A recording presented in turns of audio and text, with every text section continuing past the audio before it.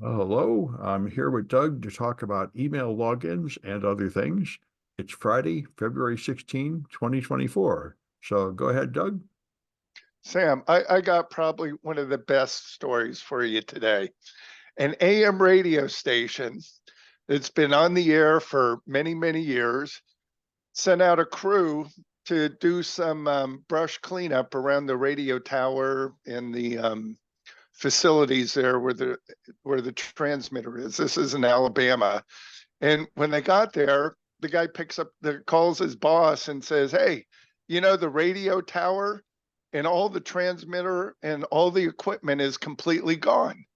And they said, "What do you mean?" So somebody stole a 200-foot AM radio tower plus all the equipment. And I think what the funniest part is the radio station didn't even know they were off the air. They didn't have a clue when it was stolen. So nobody notices when they're down, just like this podcast. Yeah. So my question is, what do you think they're going to do with a 200-foot radio tower? You can't exactly put that in a pickup truck. Well, I read the article and they say other people just sell it for scrap metal. Yeah, I wonder though if maybe it seems a long stretch, but could they have maybe stolen it for the drug lords in Mexico to start broadcasting on AM, something silly like that? But then I you'd get something in Texas that was closer to the border, I would think. If they don't cut it up, I think they'll get caught trying to reuse it. Yeah. I would Well, think cutting it up is the only way to deal with it. yeah, but even then, if you take it to a scrap metal yard, a radio tower looks like a radio tower. Oh, but there's a bunch of scrap metal yards that don't ask questions, especially if you cut it up. There's one Yeah, in San okay. Francisco. You just take it in, they just weigh it and take it. They don't ask any questions. Yeah, well, I guess my point is we talked about this a few episodes. AM radio this is just another case of it being dead, I think. Well, yeah, like RSS, yeah, like lots of things. Yeah, like lots of things. There's So, people on like cars, Mastodon trying to tell me that we should all be using RSS, and that's kind of too much on the nose. yeah. So, car radios aren't having the AM dial. Yeah. And the reason is because all the electrical noise, it's too costly to do the shielding. So, I just think this is another indication that nobody cares about AM anymore. Well, everything has its day. Yep, yep, Yeah. yep. What do you got for us today? Well, I was very interested to read about a historian using AI, and this is something when the internet first became popular, like 20 years ago, maybe 30 years ago. I remember them saying there's this black deadline, like anything before like 1975 doesn't exist because it wasn't digital. It was only typed on paper. And so when you search things, there's no history. It's like the whole world was created in 1975. And now they're finally addressing that. Because of AI, there's all these documents down through history. This guy is going through like documents from like the 1400s, and it was a human task to laboriously digitize them by reading them and typing them in or something. And now they're using AI to do that. And it's getting very effective, and it's greatly improving the ability of historians to search through these things. They say there are some problems because the AIs have been trained on modern language, so they will sometimes misunderstand what they read with modern bias, just like modern humans will. But they say what I used to have to hire a intern and pay them for a whole summer of work, I can do it in like 2 hours on an AI now. So Digitize all this old stuff. these are documents that say from the 14, 15, 1600s Yeah, that are scanned. yeah, anywhere in history. This guy here in particular, Yeah. he's doing World War One, not that old. This guy is doing biographies for World War One soldiers from medical records, war diaries, newspapers, personnel files, and other ephemera. And so So that's yeah. are the documents being scanned and then AI OCR'd, if you will? Yes, apparently so. Yeah. Okay. And Okay. so, I think it also applies to foreign languages and such. So I think this is breaking the barrier of how do we look further back without having to go to a library and page through books hunting for stuff. Yeah. Got it. So I think it's a significant advance for history in that regard. Anyway, That's all. Yeah, well, it's keeping history alive, I guess. Yeah. Instead of keeping it in libraries where it's only accessible to a few. Yep. Put him on the internet so, everybody can look up more disinformation like Putin did, and explain how they should own the whole world because of something they misunderstood from centuries ago. That makes sense. Yeah. All right, so I've got one. The web pages asking for your email address. You're seeing those, right? I know, and I heard about it on Steve Gibson's podcast, Yeah, which I did explained it too. because they have these things. You have to give your email address to see the rest of this page, and I never do it. But now I guess maybe I should. Now that he's explained how it works, I should have a special email just for that. Yeah, you need to have a burner email address because Yeah. what they're doing is they're tracking you. And I think Steve even said if you have a unique email address, there's still a cookie on your machine that they're able to leave behind. So they still know it's you. Yeah. And I think it goes in with the one below where we really shouldn't be using passwords anymore. We should just be using an email. Yeah, so we'll get to that story, but the whole premise behind this is now that cookies have turned into this big hassle, what they want is your email address once. Because And they got rid of third-party cookies, right? This is the they way to got do rid it. of third-party cookies. Yeah. And if you read through the EULA that goes along with this, when you submit your email address, they clearly state that they will profit off of your email address by selling it to as many people as possible. Yep. And I believe Steve Gibson was on a web page and he submitted his email address, and immediately 98 other web pages were contacted.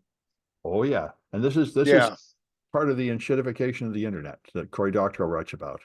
Yep. Yep. So when you submit your email address, be prepared to be spammed, I Yep. guess is the message behind that. So use a fake one. Go out to Gmail and create a fake email address. Well, now that raises another issue. I hit a student and hit me. You can only make so many Gmail addresses with the same phone before they bust you. It happened to me and it happened to one of my students. We'll use a computer You can't use your computer instead of a phone. for email address. Yeah, when you make an email address, they're required to send an SMS to your phone. Oh, And you yeah, can yeah, only yeah, make yeah, like 10 right, right. before they bust you. So get a G, get a, get a Google voice or yeah, Google Voice Yeah, I haven't phone tried number. that yet. That's an option, maybe. Yeah.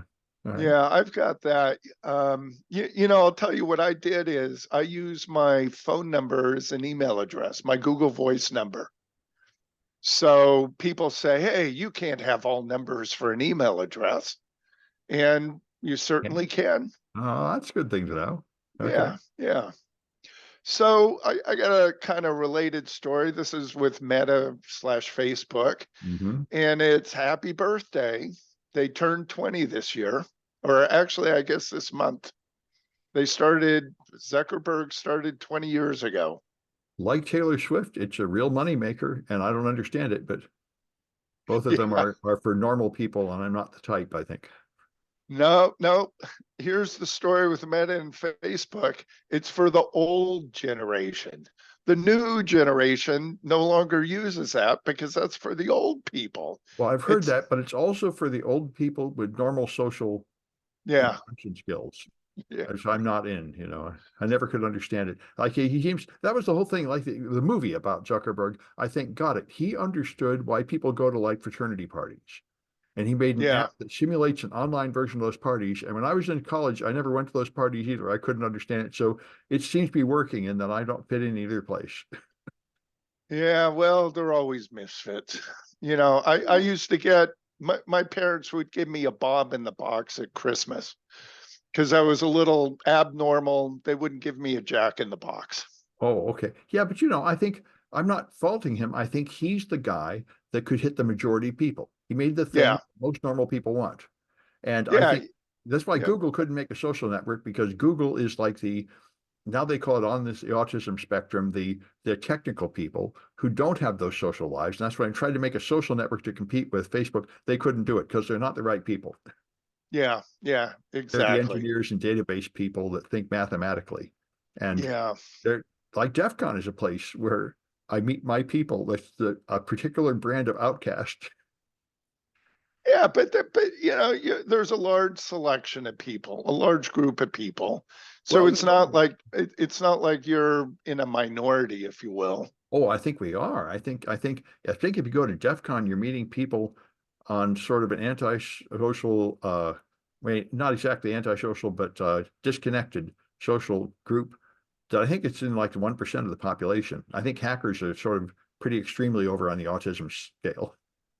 Yeah, yeah, okay, You must okay. spend But an immense amount of there's time a with large, but computers. there's a large number. It's not like there are Sure. only a handful of you. No, that's right. And you find each Yeah, other. Yeah. That's right. One thing I learned at DEF CON is that the best thing to do is just talk to somebody while waiting in line because every single person there is just bursting to tell you about this thing they've done, but they all are shy to talk about it because the whole world says, oh, shut up. Nobody cares about that. And this is the one place where people care about it. Every single one of them yeah, has built something or written something amazing. If you yeah, can get them yeah, started talking, and if you show any interest, they're just delighted to talk about it. yep, yep. Yeah. Overflowing with information, right? Yeah, they're Yeah. but all sort of like downtrodden and forced to be quiet. All right, so I've got another one. With all this password stuff, and it's time that we eliminate passwords.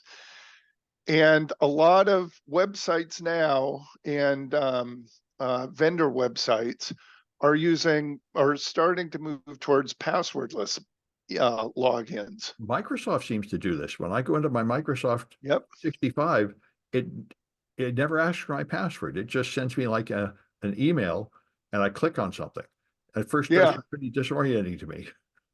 Yeah. So, this way you don't have to remember hundreds of different passwords or use a password manager. Yeah. Uh, you don't have to have some scheme. It doesn't have to be long, doesn't have to be complicated. And the other is there are all these password apps, like Microsoft has Microsoft Authenticator. I've got Uh, like 8 of them on my phone. I can't figure out which one I'm supposed to be using.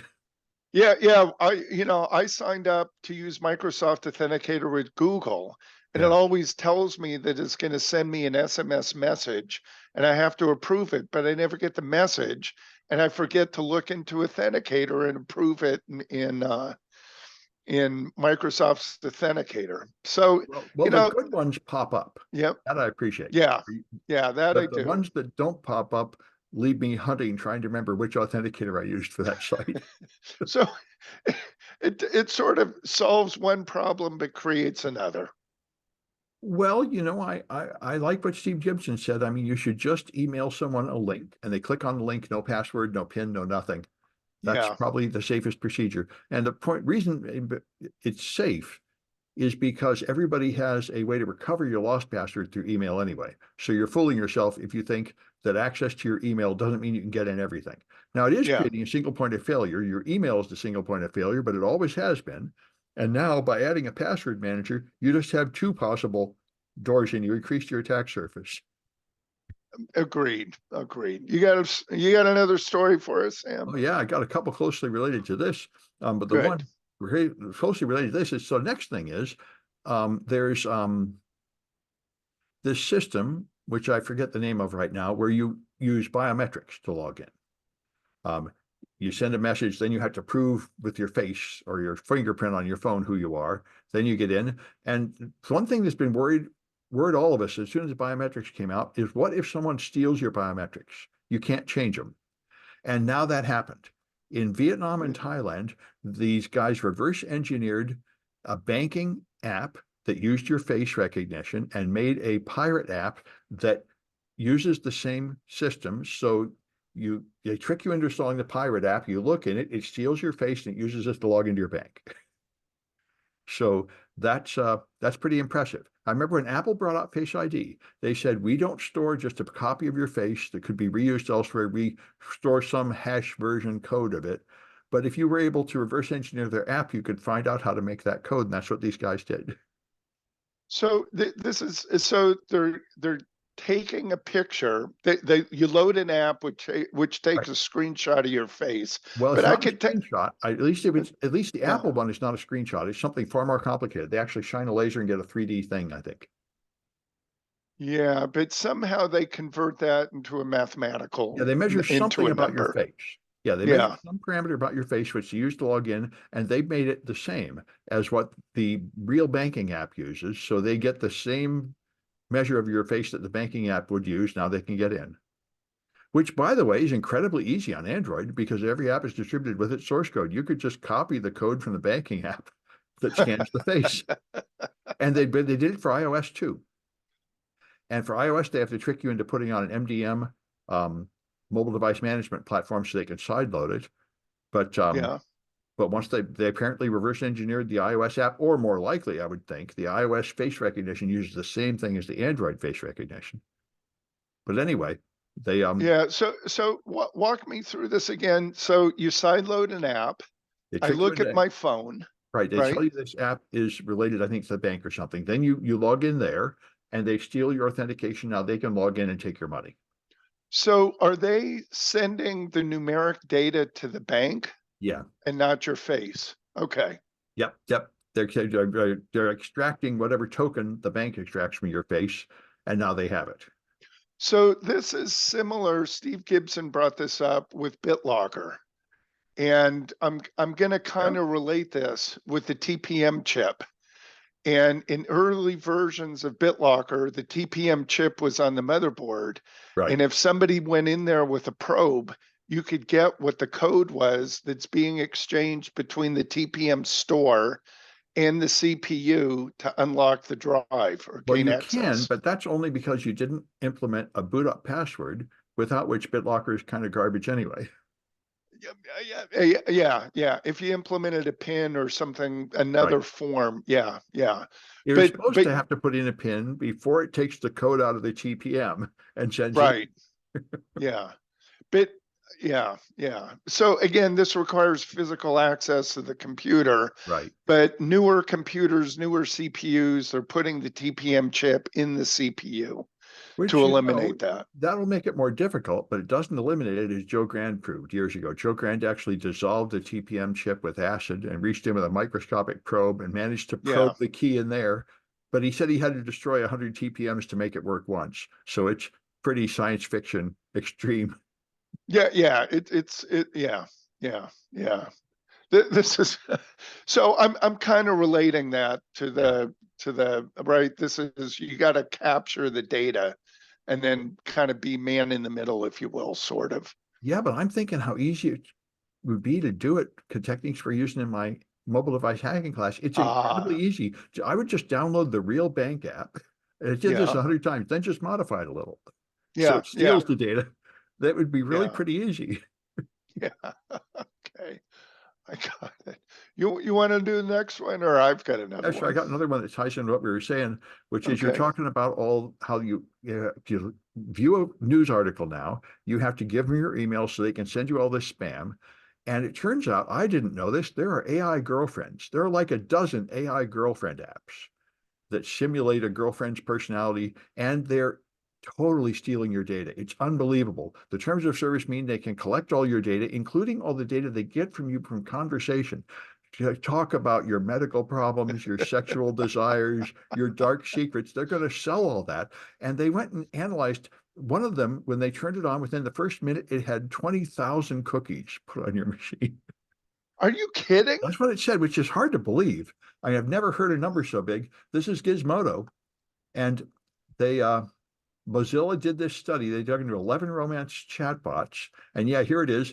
They found the AI girlfriend apps used an average of 2,663 trackers per minute, although that number was driven up by romantic AI, which called a whopping 24,354 trackers in just 1 minute of using the app. So that's pretty incredible. That is. It That makes me is. think that this whole banning third-party cookies had the same result as like the lawsuit against Microsoft that banned certain apps and ended up creating a whole generation of extra crap. You try to outlaw something and just make it 10 times worse. Yeah, and in California, I think we did the Prop 65 with the cancer Right. warning, and all that did is it made a lot of money for the label printing companies. And the Nobody, GDPR, which means every single site you have to click, okay, I'll take your stinking cookie. yep, Yeah, yeah, yeah, yeah, yeah. yeah. It's S- a real, that's why the law is really difficult, and everyone's trying to push through laws to regulate AI. And I'm like, I don't think so. Your law will just make it worse. Yeah, we'll see, right? Yeah. Like everything, we'll Well, see. in But you're America, right. we won't because no tech laws can ever be passed in America because the tech Yeah, lobby is strong. But Europe yeah, will pass some AI law and we'll get to see what that does. we'll see. We're still waiting for the fallout from the Apple, right? From the Blizzard with the where the charging for the apps, where I Right. forgot what the Right. story was with Apple's that. going to have to let you sideload from other stores, Yeah, yeah, that's only in right. Europe. And so we'll see what happens. But from looking at the Android store, I think what will happen is it'll be full of malware. We'll see. I think so too. So Sam, do you know what happens if an American with an American phone goes to Europe and tries to load an app? I don't think anybody knows. Yeah, They're gonna have to work that out. yeah, That's yeah, why if it happens in Europe, I would assume within a few years they'll have to just do the same thing here. But we'll see. yeah. It's going to make it complicated. Yep. Well, so did you see all the news reports about the Swiss? I think it was banking firm that was under attack From the by toothpaste. the toothbrush app, Oh yeah. Oh yeah. and that went across the API wire, lit up everybody, picked up, I think, CNBC, ABC, all Yeah. the news outlets, except what they didn't do was think about the attack Well, and realize it wasn't possible. well, in principle, it could have been, webcams were really used and other things like that. But the question is, why is the toothbrush on the internet anyway? But the toothbrush isn't on the internet. That's the It's problem. blue, I know. right? That's the part that but they're putting everything on the internet. They're putting light bulbs on the internet. I wouldn't be surprised if the toothbrush was really on the internet. No, so it's a very popular toothbrush. It's Bluetooth, enabled to connect to your phone. And And I why do you guess want it connected to your phone? What is I, the point? because it can be. I know. Well, you can connect it to the internet too, and you can then have an automatic bot on Twitter telling everybody every time you brush your teeth. Make about as much All sense. right. All right. So let's get back to the story here. So let's think about this logically. It's a toothbrush that only has Bluetooth. Right. So it can only communicate with your phone. It can't do directly a denial of service attack Well, against a Swiss banking firm. to be fair, it Yeah, could exploit the app on your phone to send the data. true, You true. could do that. But the Yeah. claim was that it was the toothbrush.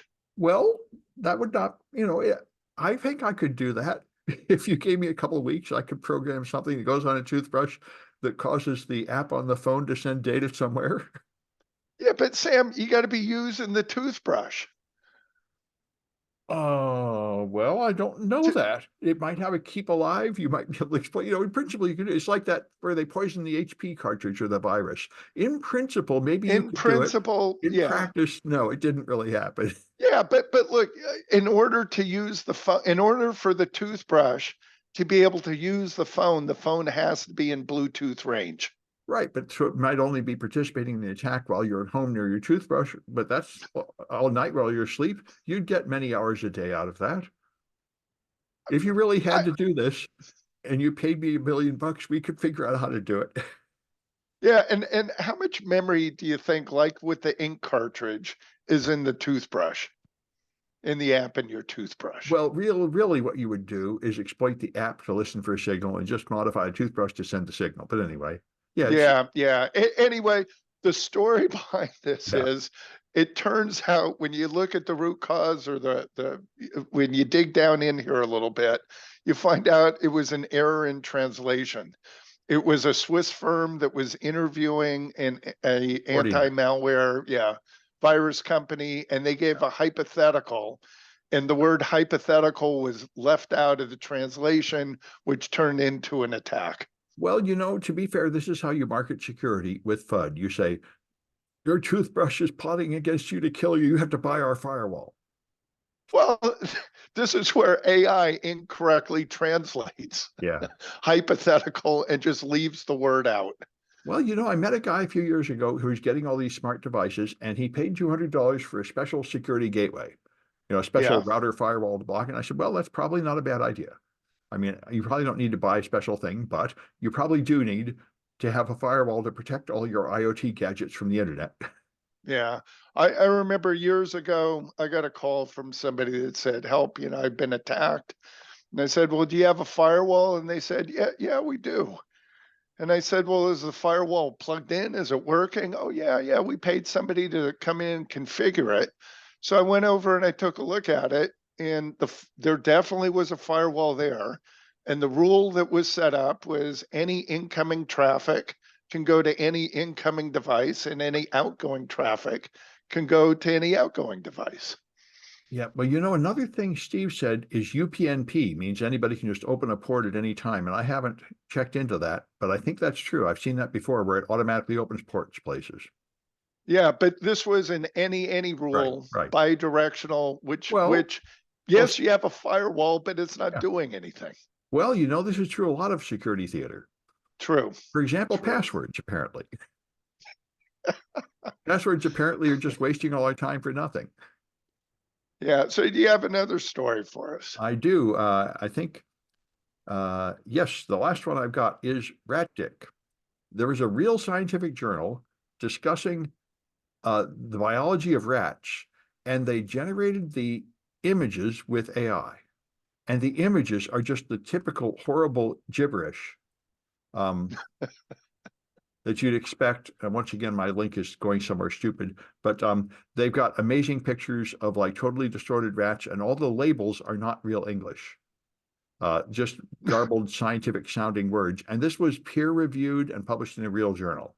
Oh, That really? I think one thing that's coming out really a lot over the last few months is the incredible amount of fake research that is published in those famous expensive scientific journals that you only get if you're a super professional. They're finding thousands of them are stolen and fake and fraudulent, and apparently peer review, as you would think, is just garbage. I mean, they don't pay you. You have to review a paper. You probably just say, okay, fine, and stamp it through without Yeah. really reading it. That's apparently what's going on. And so Interesting. this is a pretty bad one with these AI generated articles. But All that's all. right. Well, I told you last time that we talk a little bit about the campfire, and Mm-hmm. which is the fire in paradise.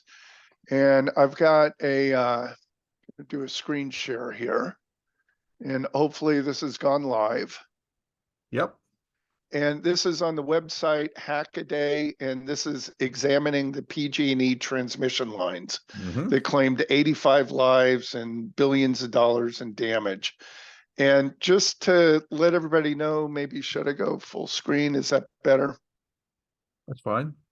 Yeah, okay. So this fire took place up in Northern California, Northeast California, in the town of Paradise is the one that everybody knows. This was in 2018. And if we take a look here, this is PG&E, and these are roughly about 100-year-old transmission tower and lines. And if you take a look here, you can see that this is a hook that holds these giant insulators that are sometimes 2-3 feet long, maybe 4 feet long. These are carrying the very high voltage lines that crisscross the state. And if you Mm-hmm. take a look, it's broken here. Mm-hmm. And this is the hook that actually held the insulator on that tower that broke the morning of the fire. And if you take a look over here in this picture, you can see that this hole here, can I make this larger? Maybe I can zoom in here.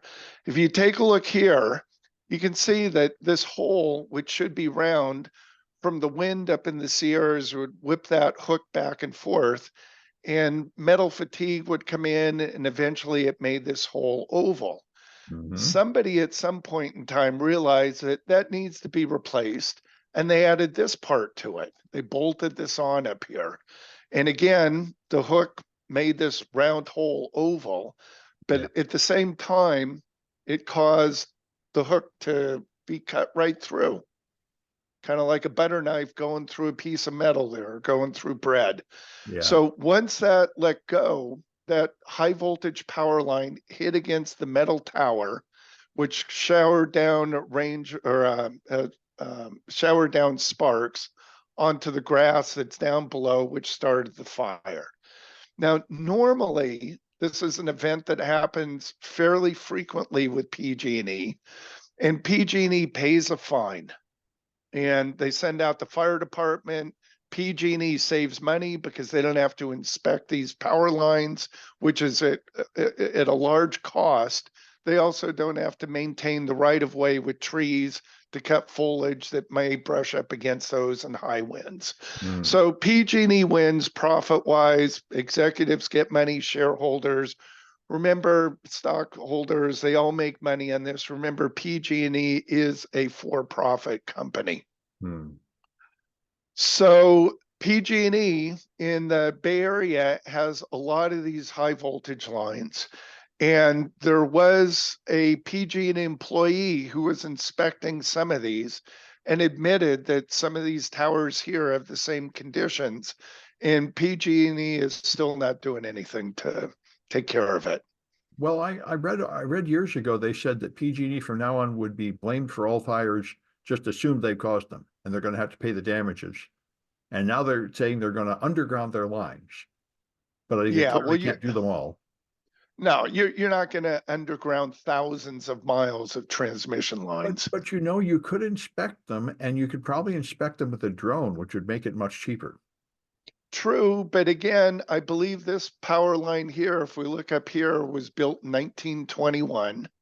Well, then, PG&E PG&E purchased this power line from another power company. right. So if you even expected it every 10 years, you would have fixed this problem. Oh yeah, yeah, and definitely it would be fairly easy with a drone to go up there, I would think, Yeah. to take a look. But if you're only doing it every 10 years, it wouldn't be too hard to have some guys just drive a pickup truck up there and look through binoculars. It still wouldn't cost that much. Yeah, but these, to be fair, these are not areas where you can drive to. Well, You know, to these, put up the towers, they had to make like a service road or something. no, some of these were brought in with helicopters. Oh, well, The, that's these are, yeah, these are in very remote areas. uh So, some of them, like in the Oakland Berkeley Hills, you could just walk by, take a look. yeah, But going across the Sierras, this was located. This specific tower was located on a hillside across a ravine, which mm, I believe was 60 miles from the town of Paradise. And if you listen to the 911 call that came in that morning, one of the first calls, you hear the dispatcher going, "Oh yeah, it's another PG&E fire. Nothing to worry about. We'll alert PG&E and California uh, Fire Department, uh and they'll take care of it." There's always one factor or a chain of events that happens with these type of events. And what happened here was on this morning, the winds were exceptionally high. yeah, And if the winds hadn't have been there, this wouldn't have happened. If PG&E would have maintained the power line, it wouldn't have happened. But those two events, and there were probably others, there was probably a slower response because they felt it was so far away that they didn't need to take care of it immediately. mm, But this fire, I think within a half an hour, 20 minutes, half an hour, the wind blew the embers across a ravine. And then all of a sudden, the town of Paradise was invoked or involved yeah. in this fire. There are two, if people are interested, there are two very good videos. One is on Netflix, the other is on YouTube. Both videos share the same name, but they're completely different videos, different sources. The name of the videos are called Fire in Paradise, Mm. and they give two different stories of the same event that took place. And I got to tell you, it's pretty chilling to watch those, to see what people went through. And the roads that were blocked as fire was coming along. And remember, we're talking 40, I think 50-mile-an-hour winds blowing embers. And as you're driving away, the embers are blowing over the top of your car, starting fires in front of you. So it's not like you can outrun or outdrive some of these fires. Well, it'd be a good idea to institute an inspection system now while we have water, because a drought will come, and Yep. then we'll be back in this again. So, and you Yeah. can't really insure your home against disaster in California anymore because the climate change has made it so much more likely that there'll be disaster. All the insurance companies are unsure what the risk is, but the risk is much larger. Yep. It's getting more complicated, right? More expensive to live in California. And Yep. as a result, PG&E has raised rates, Right. and they've got a rate increase going on right now. It's already been approved. It's my understanding they have two more in the works. And my guess is we're paying right now 68 cents a kilowatt during summer peak. So that's the highest rate that we pay. But I suspect within a year or probably closer to 2 years that we'll be paying $1 a kilowatt. Whereas next city over, Alameda, if you live in Oakland, they're paying 19 cents for that same kilowatt. It's coming from the same grid at the same time. PG&E charges $1. Alameda is charging 20 cents, let's call it. Hmm. So Yeah. there's an inequity there, I think. Yeah. So we'll see. Not that I can do anything about it, but that's what's going on there. Yeah. All right. I, Well, I I think got that one more story okay, for go you, ahead. Sam. Okay, this is Hawkeye, and Hawkeye is used in sporting events. Mhm. And it's the cameras that when you take a look, say in basketball, baseball, football, what else? Soccer, tennis, it traces the ball. So you can see exactly where it is. And it uses a technology to stitch all the images from all the cameras together to know, kind of like a CAT scan, if you will, to see where the ball lands in reference to the lines, whether it's in or out. So this is the And technology that was failing at Topgolf. Because we were doing Topgolf a few weeks ago, and frequently you'd lock it in a hole and it would not give you points and think you missed the hole. yeah, okay. But these are athletes. These are like Super Bowl. It was used, and the kind of the point in time that this really took off happened to be about 10 years ago with Serena Williams in tennis. And the referees, umpires there were calling shots that were in, out, and shots that were out. So, she was losing points as a result of this. So they now start using this in tennis. It's used all the time. And I believe that when it comes to knowing how close the ball is, that the Hawkeye can get within a couple millimeters of where the actual line is, Mhm. where a human would be a centimeter or a couple centimeters, which would be equivalent to a couple inches versus a fraction of an inch. Mhm. Now, what's interesting about this is what makes this kind of a fun story is there are people that hate it. They absolutely want the unpredictability of an umpire making a mistake to add some excitement to the game, to Yeah. add a challenge to it. Whereas, depending on what the sport is, in tennis, where it's an individual against an individual, it's devastating, right? To have a call be in the wrong direction or in opposition of what it should be, which could throw a game, a match, and the championship. Well, now that you mention it, the next step up will be have a robot playing tennis. Why beating all the humans? With the robots are getting pretty good at walking and stuff. It probably won't be long. That's true. That's true.